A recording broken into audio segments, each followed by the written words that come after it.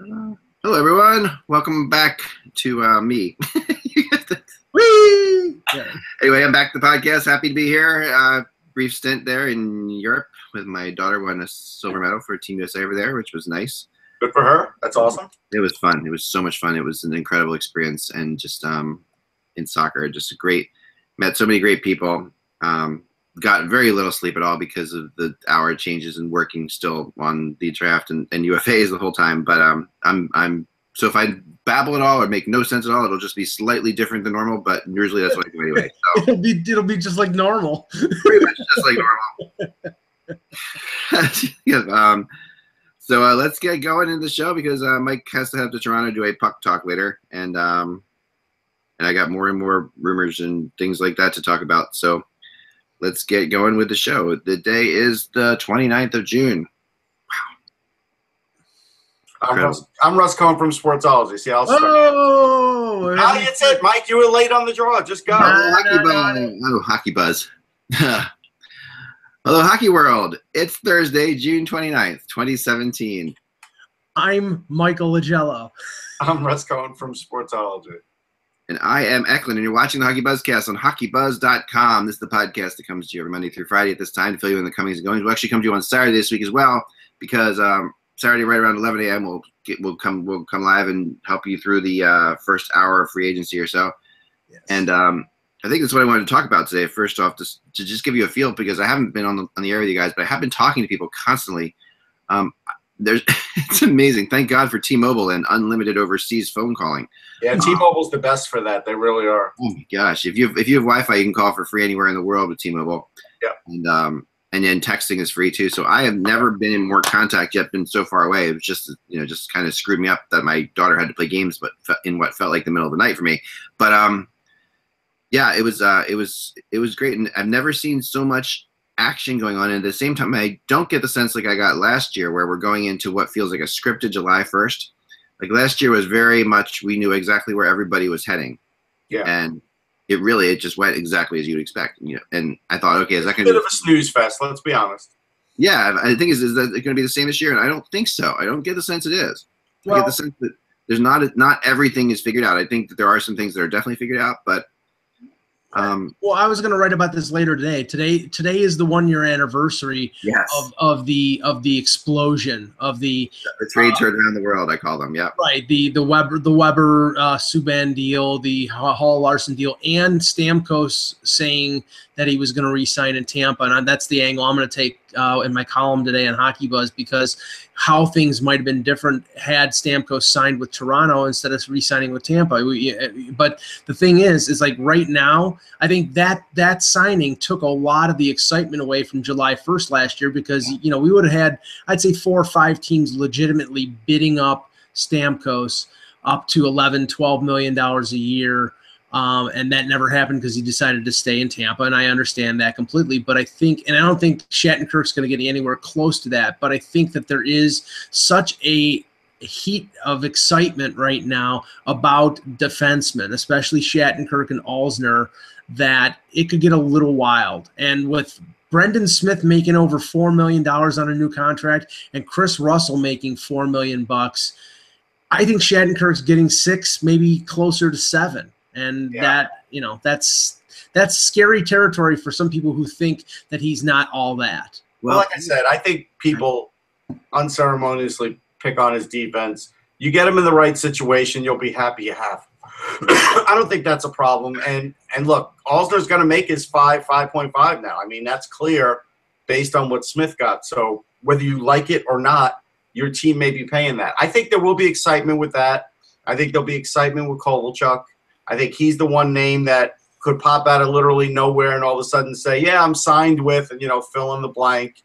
So I think there's a little more excitement this year. Well, and to that point, for a second too.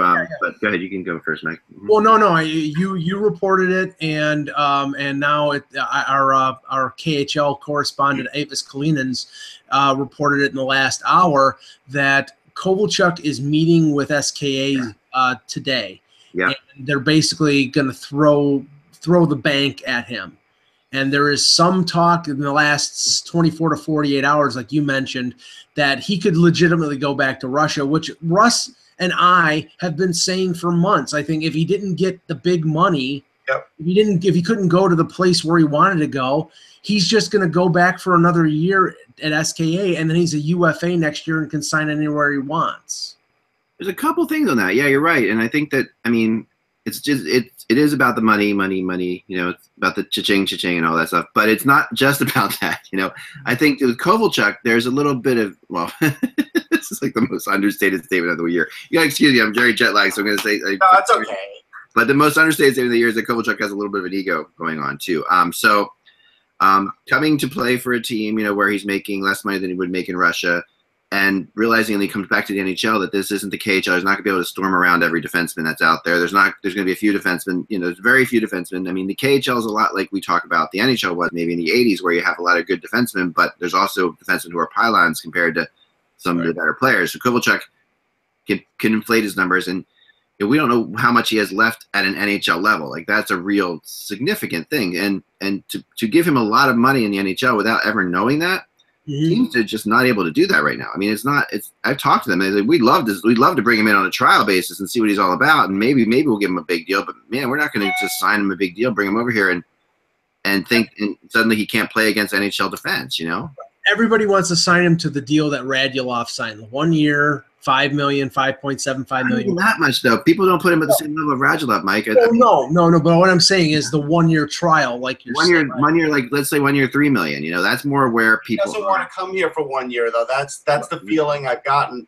and that's the wrench in the works. He wants more because he sees the writing on the wall. I think in the KHL, I think he'd sign in the KHL for 1 more year, but I don't think he would sign in the NHL for 1 year. He sort of wants to settle back in North America and get a deal, and I think he feels like he's worthy of it, and I think the NHL is sort of up in the air about that. But this is step back egotistically to do this. I mean, if he's going to do this the right way, he's going to have to take a 1 year, $3 million, $3.5 million maybe deal with somebody, and then and prove that he can play here before that happens. Because and that's going to be a big shock to him, because it's not going to be a situation where he's going to go in and suddenly be the guy on a team either, because he's not.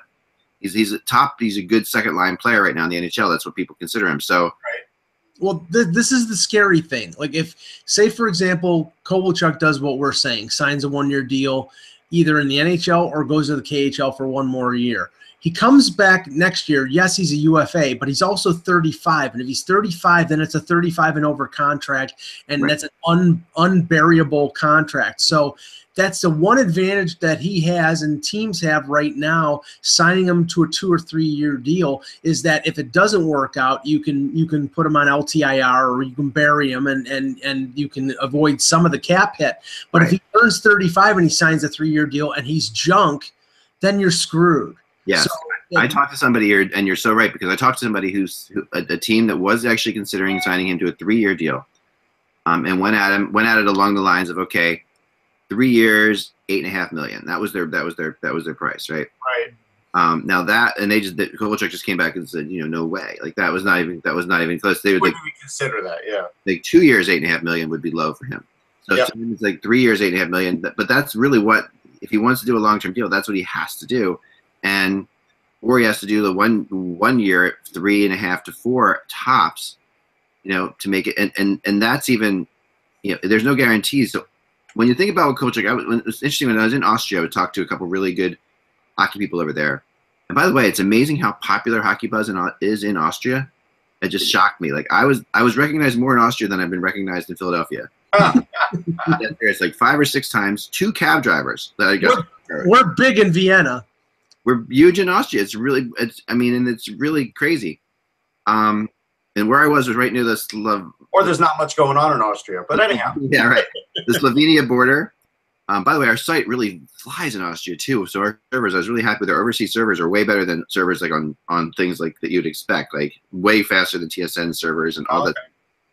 For whatever reason, we've got good European servers. And so, you know, I was right near the Austrian-Slovenia border. So, you know, you have Vanek fans, you've got, you know, obviously Kopitar fans. Kopitar fans. Like, there was a store I literally took a picture of, you know, it has a big Vanek as a buffalo saber, big, you know, like those leg-sized fathead things. Next to a Yager, actually, who's really big there too. So But these guys, they know the KHL, and I was talking to them because they cover the KHL. A lot of these, that's really their national. I mean, there's no real there's an Austrian league that's getting better, but it's not really much to. Yeah, it's not. Yeah. So, and Michael Raffle, of course, is usually there. He was only a few minutes from where I was. So, but the thing about it that's really interesting is they all talked about the KHL, and they talked really highly of that team that Kovalchuk was on. They would whenever they would come anywhere within a couple hundred miles of them to play, they would make sure they were there and seeing it.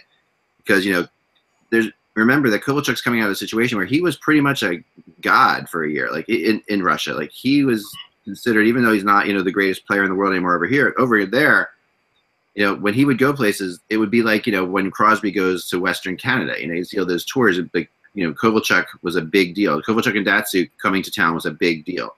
Yeah. That's a huge step. If he goes back to America, he's going to be okay, but he's not going to be anything like that. No, and also the factor of the 2018 Olympics. If he stays in Russia, he can be on Team Russia if they choose him. But there's no guarantee that at 34 they're going to choose him. They will if he plays in the KHL. You don't think that those things aren't connected. Don't think for a second they say come play in the KHL. Sure, you'll be on the Olympic team. Don't play in the KHL. We'll say. No, there's no question that comes up, and for someone like Kovalchuk, he's on the edge anyhow. But if SKA says, "Hey, we'll give you $4 or $5 million," he's going to stay there. Yeah, I think so, and I think that they might because it is that important in Russia to have that kind of a player on your team. Yep. Even if he's not, there's much more of a star power thing to Kovalchuk in Russia where he can sell tickets and sell jerseys than there is if he ends up, say, on the Devils, or the Islanders or wherever he's going to end up. So he's not going to end up on the Devils, but that's the idea is if he ends up on the Islanders.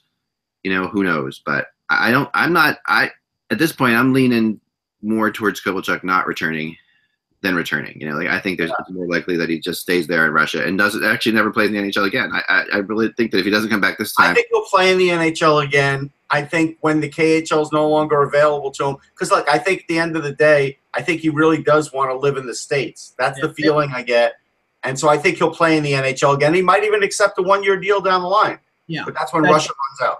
That's what I think. I mean, if the 2 or 3 year offers that are being offered right now are not of if they're like you said, $8 million for 3 years, which is less than $3 million per, and he can get one more good payday for one more year in Russia and play in the Olympics, and then come over and sign a 1 year deal and probably get more than $3 million a year.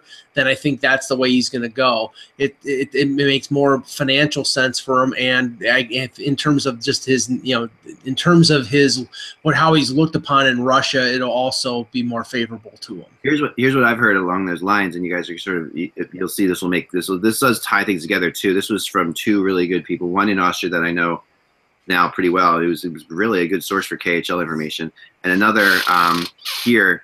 Who used to be around the Devils when Kovalchuk was there. Kovalchuk has always talked about having a future in America, like we've talked about, like staying in America, but also would like to open like a Russian hockey school in America. So, when you're doing something like that, it wouldn't be bad for him to come back for a year, reestablish himself in a market, and then open up a Russian hockey school with other Russian hockey players who are retired over here that teaches the old Russian hockey ways or whatever. And because there's money in upstate New Jersey to do that. There's there's not for kids who will pay for that to go to that. Where there's not a whole lot of money for kids to go to like those kind of camps in the United States. Or in Brooklyn, he opens that camp in Brooklyn. Kids will line up. Right, and in Russia, So in Russia, you're not going to see that kind of thing. So yeah, that's how you have to sort of look at it. I think that there's a lot of different elements to this, but I got to bring up a name, Mac. Once we're off of they're good. Right. Yeah. So one of the names that we're going to see volleyed around a ton is Nick Bonino. Yeah. And now it seems like the Rangers are big players in on him. Yeah. Here's the trail for the Rangers. Like, he's a BU guy, so now they have Chris Drury, right? They have Jeff Gordon, who's a BU guy. Greeley, who just left the Rangers, was a BU guy. There's a lot of BU guys. He went to Avon Old Farm, so did Brian Leach. Like, there's a lot of inroads there. The Rangers need a center. The whole world knows the Rangers need a center. Like, I just see them trying to get Nick Bonino right out of the gate. I think more so than Shattenkirk now that they've re-signed Brendan Smith, and the defense is okay. It's not perfect. They may focus on Bonino first. Oh, I think that's very possible. I think if Benino comes down and I have him on three teams basically. I have looking at him hard on my rumor chart, and that would be the Rangers, the Sabres, and the Devils. So I think that all three of those make a lot of sense. They all need centers. And get used to anything connected to Pittsburgh being connected to Buffalo because of Botterill. Right. It's there have been rumors about Matt Cullen and Primanti brothers. I don't think Primanti brothers would move to Buffalo. No, we're talking players here. Ross. Cullen's told everybody that he's not going to play anywhere but Pittsburgh, so I would really be. Yeah, sad. well, I mean, it's out there. I mean, there's talk about him going either to Minnesota, Pittsburgh, Buffalo, or retirement. So, I mean, who knows what that's? But Trevor Daley and other players. I mean, there's a Buffalo connection there because of Botterill, and who knows if that'll pan out. Or I mean, I think Botterill wants to do something. I think there are holes that need to be filled in Buffalo, and I'm not sure which direction they're going to go. But they added Nathan Beaulieu before the draft, and that may have solidified their defense enough that they'll just stick with what they have. But you could see some other changes as well with Buffalo. No, I agree, and I mean, and that does bring me to kind of tie into Shattenkirk and the thoughts of Shattenkirk, and how it does feel as if the given that he was going to be a Ranger is not so much a given anymore. Yeah, now I think it's up in the air a little. Yeah, and I think that there's a lot of reasons for that, but part of it is the fact that there are some players, and some of the moves that they've made have led you to believe that maybe they are serious about a Benino type player, that they are looking more offense than defense. Well, they re-added Smith. They traded for D'Angelo, and so is there room for Shattenkirk? Sure, but then why did you protect Nick Holden? Because if they get Shattenkirk, Nick Holden's the odd guy out. They protected Nick Holden because of the coach. That's why. Yeah, because he's one of the favorites of the coach. Yeah, and that's probably the only reason. If they didn't protect him, then they would have been protecting Brendan Smith, who was a UFA. And what's the point in that? So if he feels comfortable with Nick Holden as a seventh defenseman, then that's enough for Alain Vigneault because he likes him. But we know he's not a good defenseman. He's an okay defenseman, but that is what it is. 11 goals. That's what we could say. Right. Yeah, right. I mean, So I mean, Shattenkirk's name now is being thrown around with Toronto again, which I firmly don't always agree with Mike on this one. But in this case, I do think that Shattenkirk's name being connected to Toronto is to drive the price up for him. Yes, sure. Yeah, and let's just say this, and because every rumor right now, I think is going. Everybody is going to be tied to Toronto because all you do is feed the beast when it's Thornton and Marleau, Toronto.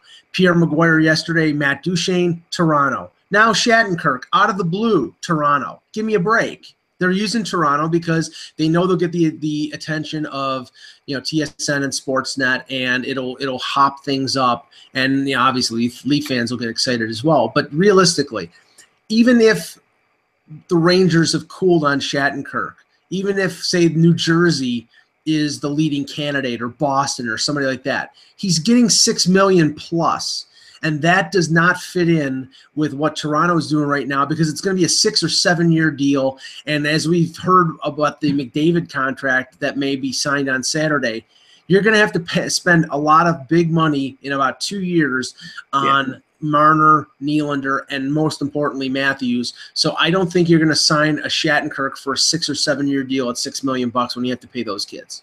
Yeah, Matthews is going to be a $15 million player by the time he gets not 15. No. But here's the thing.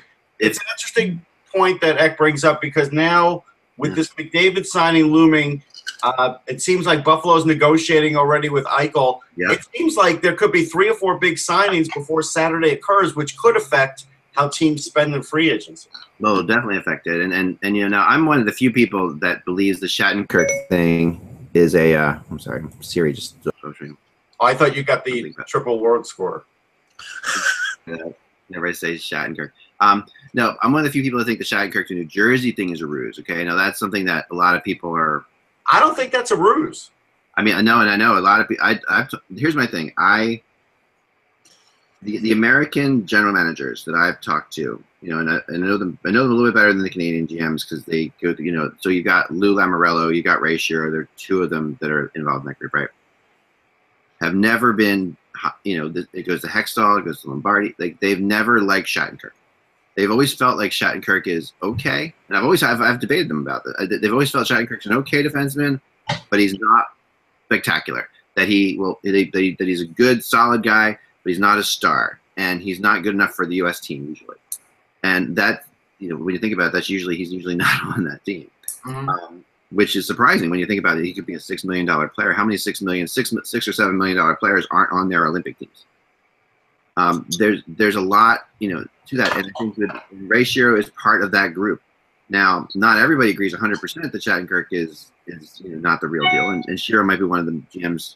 It seems like he is one of the GMs that thinks more of him than most, but I still don't. I think at the end of the day, they're going to look at that money and they're going to think that's just too much to give to a guy that they don't fully trust. And I don't think that it depends if they want to compete, because their defense is nowhere near competing this year. If they're rolling with what they have, or even they're not going to roll with what they have. But I think if you look at Shattenkirk, you look at Trevor Daley, and you look at the two of them, and you say, okay, you've got both of those are free agents. I think Shero looks at Daley at half the price maybe, and says that's better than Shattenkirk at full. Yeah, but Daley's going to add like 25 points. Like that's all he's going to add. Daley's 33 years old, coming off 2 Stanley Cups, and probably at 33 is going to ask for a 3-year contract at more than $4 million now because Russell and Smith got $4 million. And if you consider, if you don't want to pay the bang for the buck, if you don't want to sign the 6-year deal.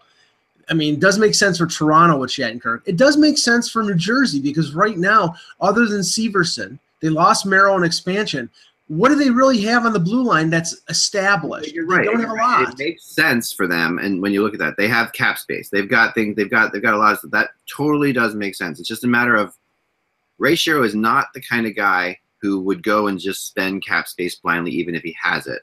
Right. And he's much more conservative than that. He's much more out of the remember, he trained under David Poile in Nashville. So he's in another situation that New Jersey. It doesn't have a ton of money. It's not necessarily a cap team.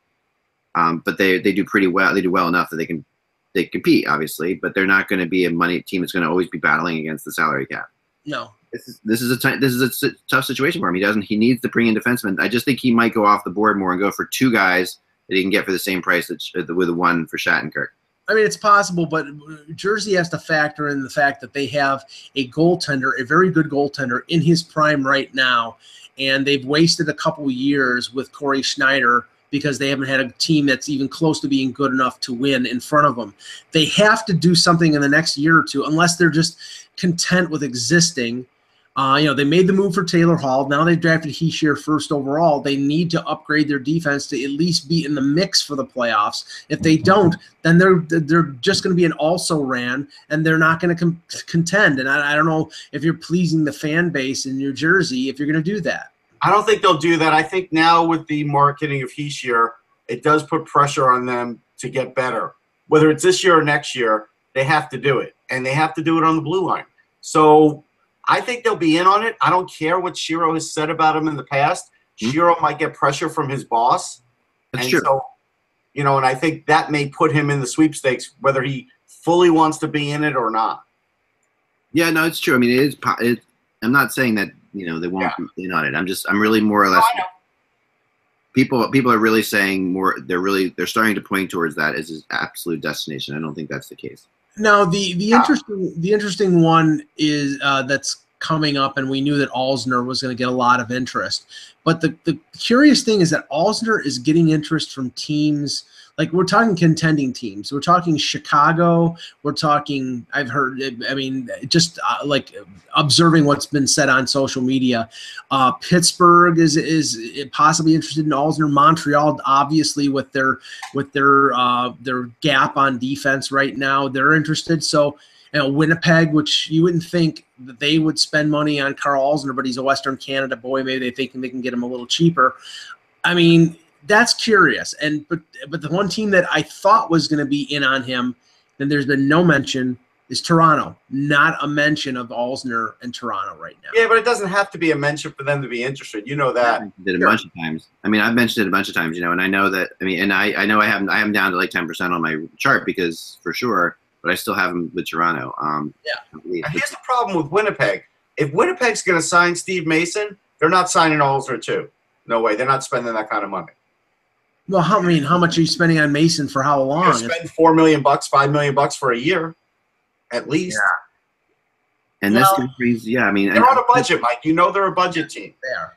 And I do agree with Alzner being, I think Montreal is the best bet for Alzner. I really do, especially given all that they've done with trading away so many defense and moving guys out. I think Montreal's got to. This is really what they need, a stay-at-home defenseman, especially because they have to have a strong defense to keep, remember they're in the midst of re-signing Carey Price too. So. Yeah. Well, I said this yesterday when we had Anthony on the show. I would hate to be in Mark Bergevin's shoes right now because Radulov asking for $7 million. No, we know he probably won't get that, but he's asking long term and he's asking $7 million. And Andrei Markov comes off a really good year. He's 38 and he's asking for 2 years at $6 million. I don't know how they pay him that. No, there's no way they pay him that. I think Markov ends up in Vegas. I really do. But I think they're not on a 1 year deal, because Vegas is looking right now to fill out their lineup with 1 year deals that they could maybe move at the trade deadline. That's what I've heard over and over again. That's where they're going. So they're looking at and Marc-Andre Fleury might be a trade deadline thing for Vegas as well. I've heard too that I can see that. They're looking to build assets and build it from there and move out at the deadline. Vander Kane in that situation. There's a bunch of different things that could happen there with Vegas, but yeah, I think the goalie situation is really getting intense because you got Ryan Miller out there right now, right? And Vancouver's trying to get him back, but that's not going to happen, I don't think. You've got Bishop, who has talked to the Flyers, and not Bishop. I'm sorry, not Bishop. Bishop's already done. Brian Elliott, who's talked to the Flyers. Yeah. You've got Mason, who the Flyers like, but I think the Flyers wanted to change in goalie. I think they wanted to just change things up a little bit. Well, there was a report yesterday, and we talked about it, about Ryan Miller signing a 1 year deal in Anaheim for about $1 million, which we, as we've talked about ad nauseum, that would make a lot of sense with him and his wife being an actress living in Southern California. You two said it made sense. To me, I said it made no sense. I'm sorry, Ross. If he signed the only reason I say that, Ek, is because we've all interviewed Ryan Miller. We all know his aggressiveness. Do you really think he's going to go in there and accept being a backup to John Gibson? I say no. I think he would be as disruptive as Brett Favre was when he was there with Aaron Rodgers trying to keep his job going. And I think Ryan Miller would do the same thing. If he's taking $1 million for doesn't matter, Mike. Accepting that he's a backup. It's different. Randy was terrible last year. This is what people don't realize. Miller was not terrible last year. I'm not saying he was terrible. He was good. Yeah, he's a good goaltender, but the thing is, all I'm saying is, getting a competitive situation. You can see Anaheim as okay. They've got a goalie there that's up and down, and Gibson, it gets hurt a lot, and you can see that as the chance for him to be competitive. But I don't know that his wife makes a difference in the thing, as much as people say, because just having talked to him over the years, and she's an actress, and she does movies all over the place, not just in California. So she's living there, but she's in different places. So it's really, they've gotten really accustomed to this lifestyle. So maybe they might not be at the point now where they want to be in the same place all the time. Well, let's just say this: if he gets offered $4.5 million to stay in Vancouver and be the #1 goaltender, he'll probably take it. But if he's getting offers from Eastern clubs and he's got a chance to play, to probably get maybe I would say 30 games in Anaheim and be the backup or the 1B, I think he would take that. So we'll see. We'll see what happens. Now, I heard yesterday a crazy one, which was that him returning to Buffalo for 1 year. And that would be, that's a place that they would say sign a 1 year deal in Buffalo. And that would be still following it through. And we got it from one source, and I really wanted to check into more of it. But that would be contingent on Buffalo probably moving Robin Leonard, because I don't think that you're bringing in Ryan Miller if he comes back to Buffalo as a sort of a caretaker starter for a year, while Linus Ullmark, if they think he's the next #1, gets maybe 30 games and gets more acclimated to the NHL. He's already played some games a couple years ago, but I think you still don't want to throw him in and play him 50 or 60 games. Don't send Ullmark to Rochester. He hates the ice and the rink. He's talked about it multiple occasions. Really? Oh, he has. He's complained about it. I hate goalies that complain about ice situations. That's always to me. It's one of the lamest things you can do. I don't know. I mean, we've all played, and we all grew up. For crying out loud. It is an old building, though, Eck. It is. It is, but I mean, come on. I mean, Leonard actually, it's funny. I heard the Flyers tried to pick him, tried to trade for him. And I've been at the draft. I heard that, and he's an interesting character because he's got some detractors. He had a rough start in Buffalo, but then there are some people who say he's going to be a really good goalie still. That this is way too early to decide on him. Yeah, I think it's way too early to decide on him. I agree on that. He didn't have a bad year. No. Yeah, he's such an awkward goalie to watch, though. Like, I mean, to me, it would make me crazy if he was on my team, just because his style is so. I mean, I'm all for. I was a Tim Thomas fan and Hasek fan. I'm all for goalies who have different styles. I'm not a big fan of the Ilya Bryzgalov mold, where everyone looks exactly the same. But he's awkward in different ways that make me uneasy. He very much struggles with a lot of shots that he shouldn't struggle with, and he ends up making saves, but sometimes doesn't. I don't know. He's a very big goaltender. He's a very physical goaltender. Oh, he's giant. He's giant. He depends on his giantness. That's all the time. That's his giantness. I like that. He does. It depends on that. I mean, that's what gets him through, right? So, well, I mean, look, his dad's a goalie coach. His dad coaches Lundqvist, or at least he did in the past in the offseason. Yeah. So his dad's a big influence on him, and that's probably where you see this little bit of difference in him compared to these other goalies, because his dad's not an NHL goalie coach currently and probably teaches him a little bit different philosophy. Still doesn't make him bad, though, right?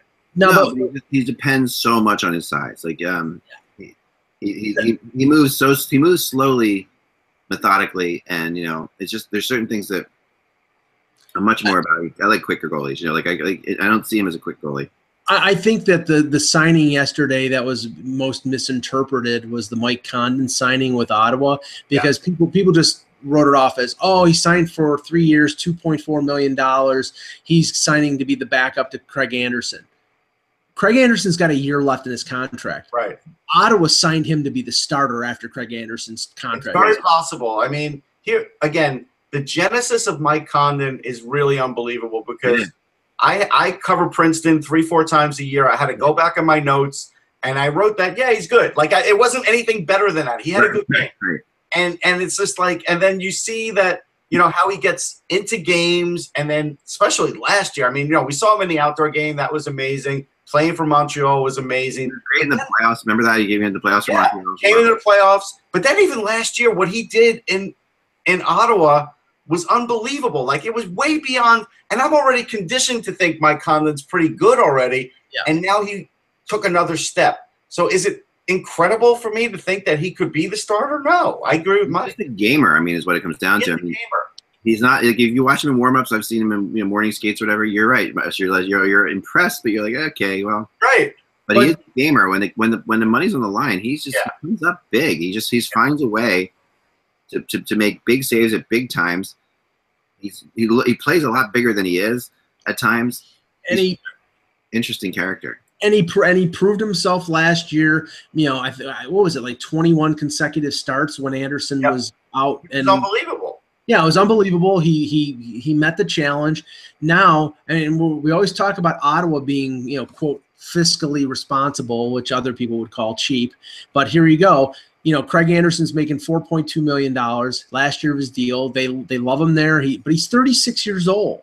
So we're talking about, there could be a changing in the guard 1 year down the line. Either they trade Anderson at the deadline, or they keep him and then he either retires, or maybe he signs another short-term contract. But this deal is aimed at Condon taking over and then paying way below budget for a number one goaltender. And they probably don't take a significant step back if they have Condon as their number one. What's funny is we all talked about at the time when Finnish goaltenders were making a lot of headway, and that sort of has tailed off in the last few years. Maybe this draft will spike that up again. But what I've been bringing up, and I don't think we talk about enough, are like the Massachusetts goalies. Yeah. And they've been producing a lot of good goalies, especially in the last few years. And so to me, that's something where all of a sudden you look at Mike Condon a little differently maybe. No, you do, and you have another. Who's the other guy that somebody else that they picked up a Massachusetts goalie too?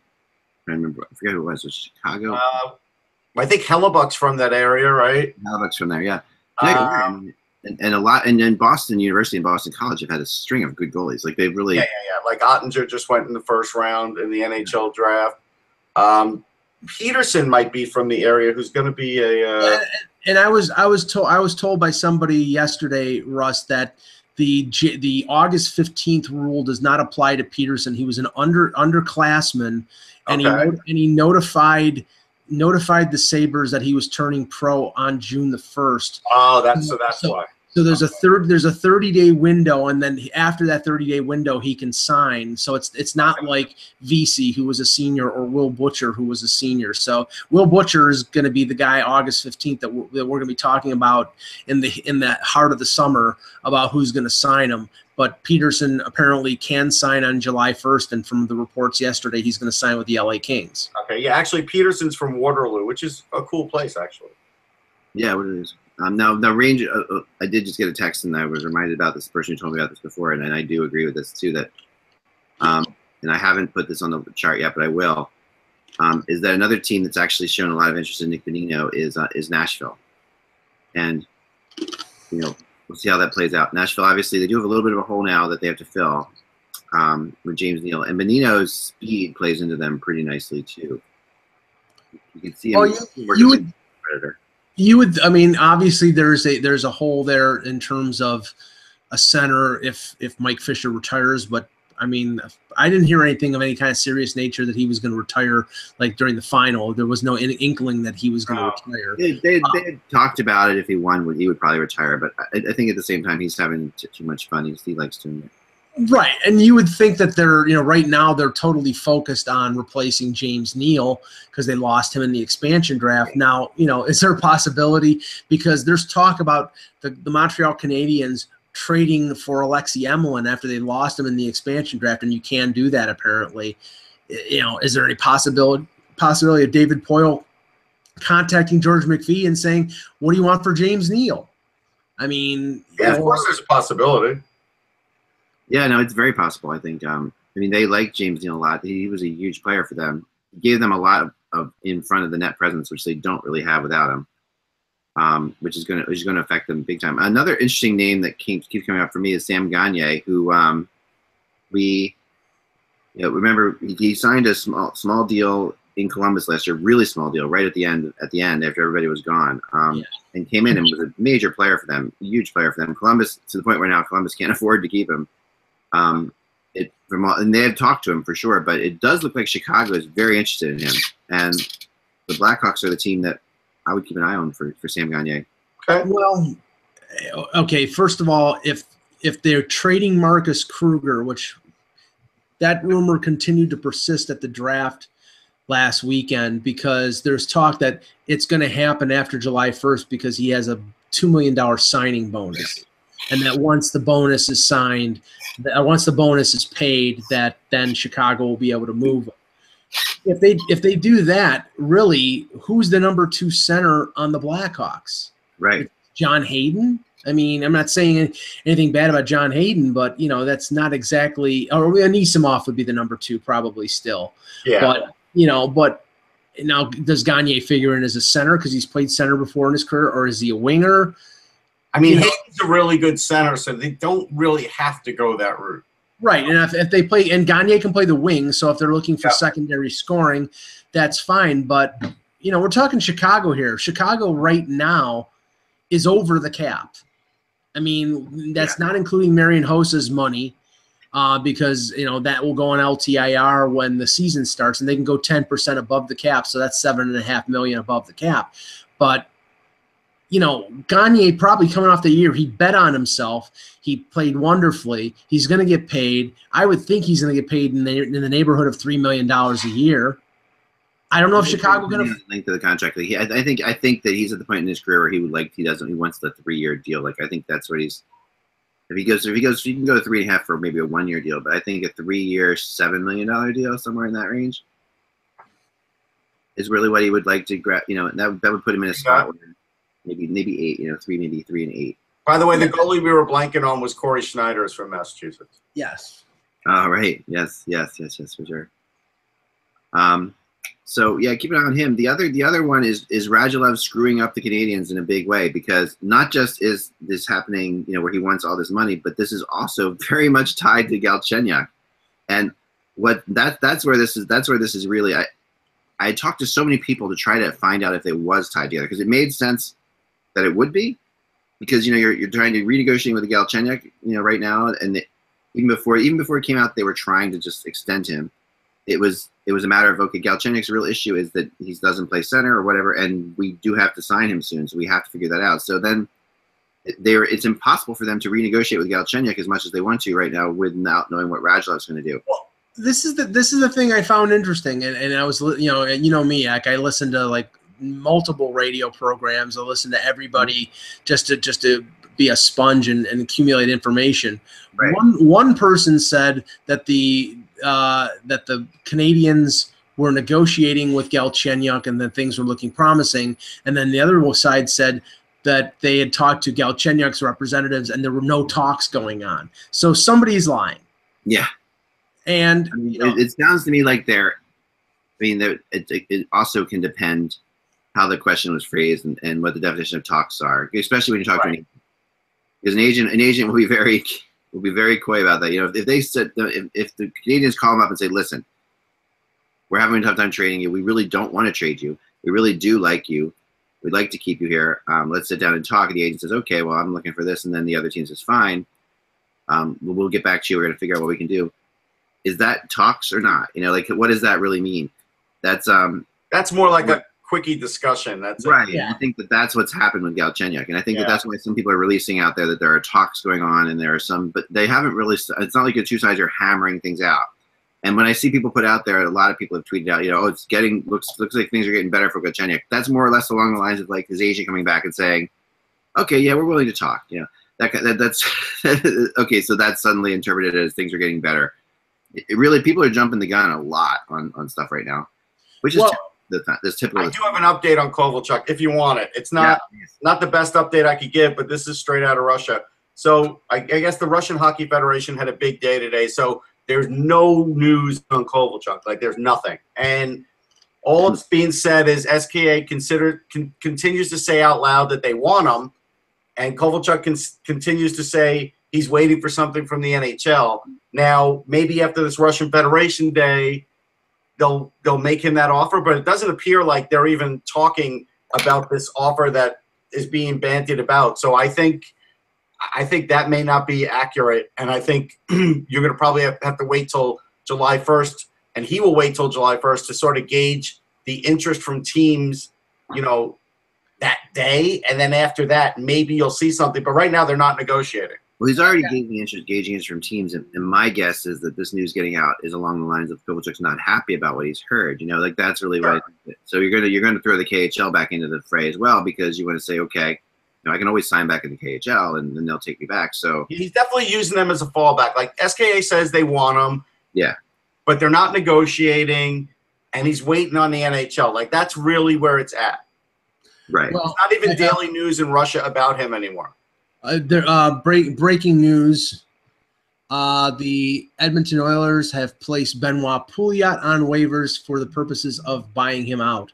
And with that news, everyone, every analytics person out there is reaching for their towel to cry in, because that signing was an analytics signing, and it was a bad one.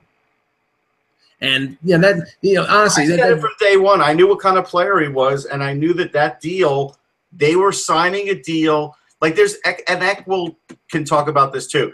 There are teams that see players, right, and then they say, well, we'll bring him over and we'll elevate him, and he'll play a different role, and he'll show more. And it's like, no, you know what? The role the Rangers had him in was the right role. The role that Edmonton put him in was the wrong role. Right. I agree with that.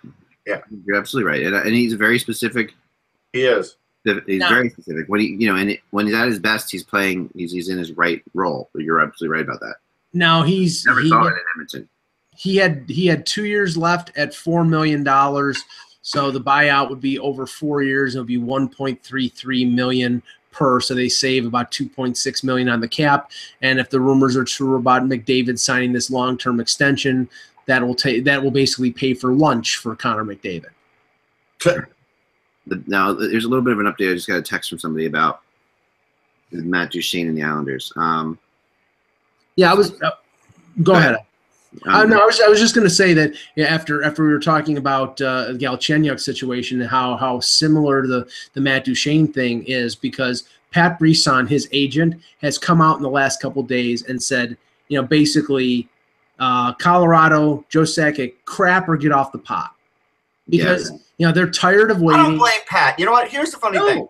Pat's a high-profile guy, but Pat generally doesn't do his negotiating in public. He really doesn't. That's really, I was about to say, for him to come out publicly like that, that's a big deal. That tells you that he's really pissed off, and that tells you Matt Duchene's really pissed off and had him do it, because he as opposed to some other agents we know, Brisson will not speak without really going through it with his players. So that he went through with Matt Duchene and said, I'm going to say they got to get off the pot or whatever. That was approved by Matt. That statement was approved by Matt Duchene before that came out, because that's the way Pat Brisson will work. Now, he's really, really tight with a lot of people in Montreal. Brisson is, and I know that. For sure. And some people think that, I actually heard at one point that Brisson was offered the general manager job in Montreal. We did hear rumblings about that once upon a time. Yeah, before, and Brisson was actually the person who said Bergevin's the guy you should look at. That actually is what I heard. So, there's a lot of connections there. This is what I just got, though. The one name with the Islanders, of course, in Colorado are doing this dance, and apparently Colorado just wasn't sold on Hamonic the entire time, and that was a big issue, right? So they wanted a big defenseman. What are they sold on, Nick? Give me something that Colorado. Sometimes just one scout or whatever just thinks the guy is overrated. Shattenkirk type thing all over in. All right. Here's the thing, okay? I've watched Travis Hamonic every year for I can't tell you how many years. The guy is solid as hell. I don't know what scout could watch him and be worried about him. He will never ever hurt your team ever. Yeah. Well, and the report has been refuted, but there was a report that Hamonic and a number one from the Islanders were offered to the Avs for Duchene, and that Sakic said no. Now, I think that's probably more to illustrate the point that Sakic is asking for way too much for Duchene, especially for the fact that I think he scored 1 goal in the last 25 games last year. It was a disaster of a season. He clearly does not want to be there in the current situation. Everything is chaotic in Colorado right now. And that'll affect the value. But the thing is, if you're unreasonable in what you're asking for somebody, you have to lower your price. And honestly, if Colorado is not prepared to do that, then this is just an exercise in futility. I heard from a really good source in Colorado that trade was incorrect. That was not that at times Hamonic was offered, and at times the first round draft pick was offered, but never together. Okay. And and that makes sense to me, because I think together that gets it done. Even if you're not totally in love with Hamonic, I mean, you accept the fact that Hamonic's an NHL defenseman, right? So you sit there and you say, okay, he's definitely, and is he a 1, 2, or 3, or 4, or whatever? He's a top 4 defenseman. Hamonic is no questions asked. Yeah. You're not going to debate that part of it. So if you can get a first-round draft pick and a top 4 defenseman for Duchene, you do it in a heartbeat. But that was never. I mean, Barzal is the real problem in this whole thing. That's the name. That's what. Well, what's the problem? What do you mean by the problem? That's what Colorado wants, is Barzal. You know what? All right. So here's the thing. Okay, I mean, that's what Barzal has a great upside. He's still young. He hasn't proven himself yet. Right. I don't know why, if Colorado covets him, why this would hold up the deal on the Islanders end, other than Garth just not wanting to part with anybody. He said that he's untouchable. Like that's what I heard. He said, which is really kind of absurd, but that's what he has said. He said that I will put myself in the mind of Garth Snow. I was going to say Garth Brooks, but God forbid.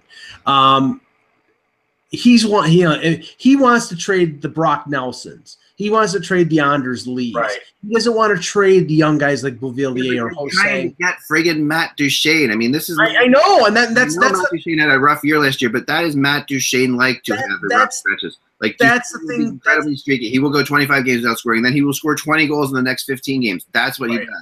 Right, and that's the thing that's so illogical here, because if his offers are guys like Brock Nelson and Anders Lee instead of young prospects, who everybody wants young prospects, everybody wants cheap players on their entry-level deals. You're going to get more for Barzal or Beauvillier or Hosang than you are for Anders Lee or Brock Nelson, because Anders Lee and Brock Nelson are known commodities. You know what they are. The problem is you're cutting off. Barzal's terrific. Look, he was one of the best guys in the World Juniors. He's a great player. But the Islanders' time with John Tavares is running out. Right. And this, and you don't have him signed yet. This has to come into play. Even if you trade Barzal and he turns out to be a perennial all-star, if you do it to save John Tavares, the fan base is not going to kill you. And by the way, Matt Duchene with John Tavares will go back to scoring 30 goals a year, which, again, until Barzal's playing regularly in the NHL, we don't know if he could do that. And both of those guys will kill it. It'll regenerate both of them. I mean, it'll make Tavares better. It'll make Duchene better. I don't see how. Barzal's more of an assist guy too. I do want to bring that up because he's not a huge goal scorer. If you remember a while ago too, and I sometimes like to report on rumors that when you do some research on him, because I chased down this for a long, long time. There was a deal about everyone saying Nashville was in on Duchene. That it was that they had a really good. Right. And I looked and I could not find out. And I have pretty good sources in Nashville. I spent a lot of time with those people over the last couple of weeks. Right. Of the season, and I just found no viability to this at all. That it was not the case that Nashville didn't have any. They loved Duchene, of course, but that they didn't see him as a player that they could get. And it turns out that I did finally chase down what happened there, and it was that that Sakic went after Ekholm. Okay, he went after Ekholm and said, we'll do Ekholm for Duchene, and there was something else in there a little bit, but it was mainly Ekholm for Duchene. That's really what it was. And Nashville said no immediately, and that was the end of it. That's all that happened in that whole Nashville. Right. And I heard something where David Poyle told one notable hockey reporter, I've traded Suter, I've traded Weber, I've traded Seth Jones. How many more friggin' defensemen do you want me to trade? Right. And then there's still an excellent defense that got to the Stanley Cup final. They have Dante Fabro in the hopper, probably will be there in a couple years. For them to be competitive, the model now is, what do you think what model Calgary's following? They're following the model of Nashville. They've put together a top four defense with a lot of young forwards. Now they got Mike Smith as a goaltender. So Nashville, to be successful, they're going to keep those four defensemen no matter what. So you're not going to get them from Nashville's defense when they turned down probably their fourth defenseman for Matt Duchene. When you think about it. As good as Ekholm's good, but he is probably their fourth defenseman. Yeah, he's Ellis has more of an upside. I think if there was a defenseman that they would trade, it would probably be Ellis, because he's only got a couple years left in his contract. In the world, they would trade Ryan Ellis because for many reasons. One, he's definitely Laviolette's favorite player on the team. Right. The other is that he is, and even when they have to have a feeling they could re-sign him, though. Right, exactly. Yeah, maybe, but and he's only got 2 years left. He's only got 2 years left. That's possible, yeah, but I think that I don't right now. Yeah, this year it's not going to happen. I agree. They're going to gear up to do this again. Like their whole process right now is that we're going to. He's not going anywhere this year. That's a guarantee. Yeah, but Ekholm, who is it was a very good defenseman, no questions asked, and has done a really good job with PK, playing with him in different situations, something like that. And PK really likes him a lot. And PK's built up his trade value too, I think, by all the good things he said about him. But I think it's just incredible that Matt Duchene, who is an all-star center, who teams would kill for, Nashville's turning down for their fourth defenseman. It's just like that is something that is really just incredible. Well, there are some teams who believe Duchene's probably a better winger than he is a center, because he has played wing a lot for them. But yeah, I actually think what Colorado is doing right now is they're regretting the deal that they made for Ryan O'Reilly. They got futures, and the futures have not turned out. Nikita Zadorov is an RFA. He's talking about going back to the KHL. They didn't qualify Grigorenko. He's a UFA now. So they basically should be regretting mishandling Will Butcher. That's what they should be regretting. Right. It's a multi-system failure in Colorado. But I'm saying just specifically that trade, Russ. They gave away an all-star center for almost nothing. I think Zadorov is a pretty decent young defenseman, but if he's going to go back to the KHL, then they lost him too. Yeah. So, and they're trying to play catch-up in this Duchene deal and get a bigger return than probably he's worth, and it doesn't work that way. You got to make your deals individually. Yeah, they are trying to make up for that, and it is stalling the process. Yeah. And what's going to end up happening, like in any other fishing expedition, the line's going to go dead after a while. Teams are just going to give up. Well, let me relatively soon to get back on the road. But I just can I just mention this quickly?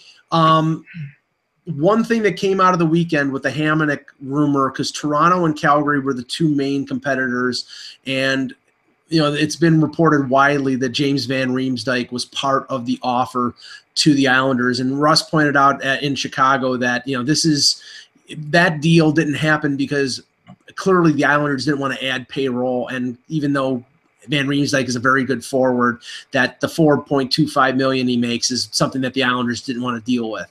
Right. That being said, I think Van Riemsdyk has got a lot of value out there, and from him being included in the offer for Hamonic, that clearly means to me that the Leafs are shopping him if they can get themselves a defenseman. And maybe you look at Anaheim, who wants to add wingers like in a Vatanen deal if they are still bound and determined to trade Vatanen. But I think that Lamoriello is going to use Van Riemsdyk as a piece, in a deal in the next week or two. The problem is it's the next guy that they include in that deal to get a defenseman, because Van Riemsdyk's not enough.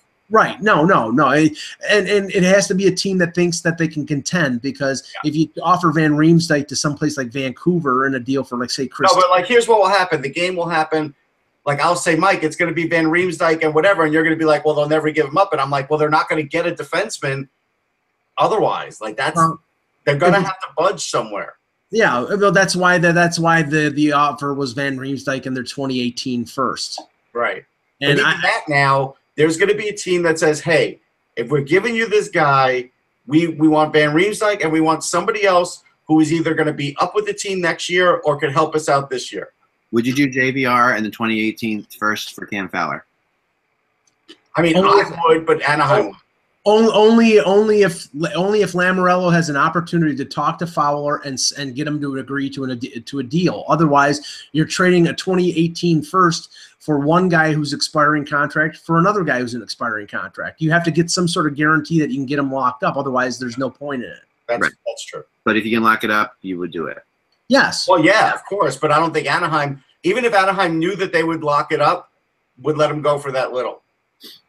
It's surprising, because I would think it would have to be another pick involved or another low-level prospect. There might be something else involved, but it's not that far off from what I've heard has been going around. And the thing is about it that is surprising to me is, I mean, we all saw how good Fowler was for them in the playoffs. We all knew Fowler had a great year. And yet there's still not this incredible, like, Fowler, you're our guy feeling coming out of Anaheim. Okay, you want to know why? Let's get down to it. It's because Anaheim is very similar to Nashville. And if you're not this sort of rough and tumble, really good in your end defenseman, besides giving you offense, then you're never going to be a favorite in the organization. That is not Cam Fowler's game. That is not to say he's a shrinking violet, because he's not. He's walked away with a lot of black eyes in his career, but that's not his everyday game, and that's not his fault. They love Josh Manson. Yeah. And I mean, they can't ignore the quality of Cam Fowler. But the question is, what is Cam Fowler going to ask for on a new deal? And that might be coloring what Anaheim, what's Anaheim's power play going to look like without Cam Fowler? That's the question. I know. I mean, but they really have it. I really get a sense that there's a little bit of, we're not trading Cam Fowler. We love him now. He did so great. And yet at the same time, there's a little bit of that saying this is the highest trade value we'll ever get back for Cam Fowler. And I feel like they're a little bit of of sell high, buy low going on with Anaheim. Like, they might very well move Cam Fowler and say, this is he played incredible in the playoffs. He was playing for a contract, obviously. All this stuff. Then you'll hear this stuff, and this is what you'll hear. I think, because it's funny. Usually, I've been through this situation so many times when a player is kind of out of favor, like Cam Fowler was this time last year. And they were literally really trying to trade him. You could have gotten him for almost nothing. I mean, not nothing, but way less than this. Then you could have gotten, you would have had to throw something in to get, JVR. You would have had Cam Fowler plus something else to get JVR a year ago. And now, but usually teams, when a player has that kind of rebirth, that they've gone through all this emotional ups and downs with the player, and they're happy now, and they're 100% on.